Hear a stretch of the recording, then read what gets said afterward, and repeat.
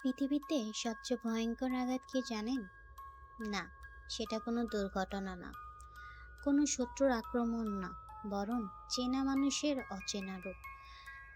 যাকে আপনি নিজের মানুষ ভেবেছিলেন, যার সাথে হেসেছেন, কেঁদেছেন, স্বপ্ন ভাগ করেছেন, একদিন যখন সে মুখ ফিরিয়ে নেয় অথবা এমন কিছু করে যা আপনার কল্পনাতেও ছিল না, তখন মনে হয় বুকের ভিতর অদৃশ্য ছুরি ঢুকে গেল।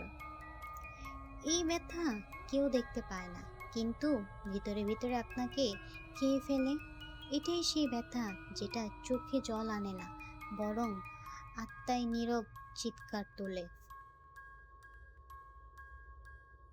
তবে এই ব্যথা আপনাকে শেষ করে দিতে আসেনি, এটা এসেছে আপনাকে বদলে দিতে, আপনার শত্রুকে তুলে ধরতে।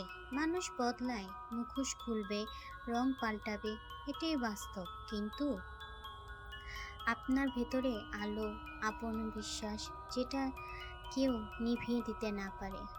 আর যদি মানুষ চেনা থেকে অচেনা হয়ে যায়, মনে রাখবেন আপনি এখনো আছেন, আপনার স্বপ্ন এখনো বেঁচে আছে। তাদের পরিবর্তন আপনার পথ থামাতে পারবে না, বরং আপনার ভিতরে যোদ্ধাকে জাগিয়ে তুলবে। কারণ শেষ পর্যন্ত সবচেয়ে বড় শক্তিশালী হলো নিজের ভিতরে দাঁড়িয়ে থাকা।